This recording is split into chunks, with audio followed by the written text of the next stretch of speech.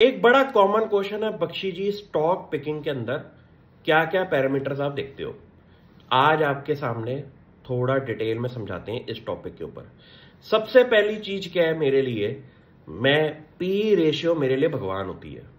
जितना अच्छा स्टॉक हो, जितनी अच्छी ग्रोथ रेट हो, भाई साहब पी रेशियो उसकी 30-40 से ऊपर है, तौबा तौबा। मैंने ऐसे ही पी रेशियो के बाद पैसा नहीं कमाया। क्यों? क्योंकि हल्की सी रिटर्न कम हुई ग्रोथ रेट के अंदर, वो स्टॉक सीधा क्रैश करता है। दूसरा टॉपिक ऑफ डिस्कशन है कि कैसी कंपनियां आपके फिट पोर्टफोलियो में बैठनी चाहिए। पहली चीज क्या है कि पिछले 3-4 साल का प्रॉफिट आफ्टर टैक्स देख लो। बड़ी बड़ी बातें नहीं करनी, प्रॉफिट आफ्टर टैक्स तो मेरे को चाहिए ही चाहिए। कैसे? कोई कंपनी 100 करोड़ प्रॉफिट कर रही थी 5 साल पहले, 15% 20% की रिटर्न अगर दे रही है प्रॉफिट आफ्टर टैक्स के ग्रोथ रेट के अंदर, बहुत बढ़िया कंपनी है 5 साल के अंदर। ऐसी कंपनी के अंदर आप नुकसान, प्रोबेबिलिटी ऑफ नुकसान 0 हो सकता है। क्यों? क्योंकि आपके पूरे यूनिवर्स के अंदर कोई भी ऐसी कंपनी नहीं है जो कि 15-20% की ग्रोथ रेट ना दे रही हो पिछले 5 साल के अंदर प्रॉफिट आफ्टर टैक्स के अंदर।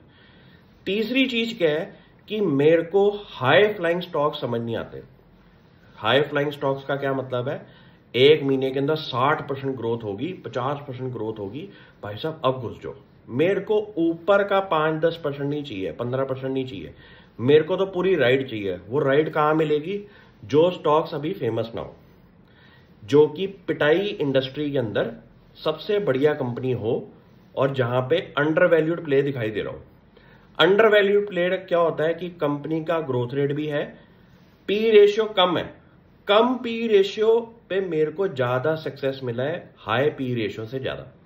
हर बंदे का एक पिक एंड स्टाइल होता है। मेरा पिक एंड स्टाइल यही है कि मेरे को पी रेशियो भी पसंद है, अच्छी छोटा नंबर, ग्रोथ रेट भी पसंद है, बड़ा नंबर, और उसके बीच के अंदर जो कंपनी मेरे को मिल जाए वहां पे मैंने सबसे ज्यादा पैसा कमाया है। और इस पूरे माहौल के अंदर आपको छटाई करके साल की, पूरे साल के अंदर 100 कंपनियां भी अगर मिल जाए ना, 5000 कंपनियों से मेरे को लेना देना ही नहीं है, मेरे को मार्केट से भी लेना देना नहीं है। मेरे को सिर्फ उन 100 कंपनियों को संभाल के रखना है और उन पे ही वर्किंग करनी है। ये मेरा पूरा समझ लो कि मूल मंत्र है, कुछ भी समझ लो, लेकिन इस पूरे मूल मंत्र के अंदर ही मैंने काम किया है अभी तक। Thank you.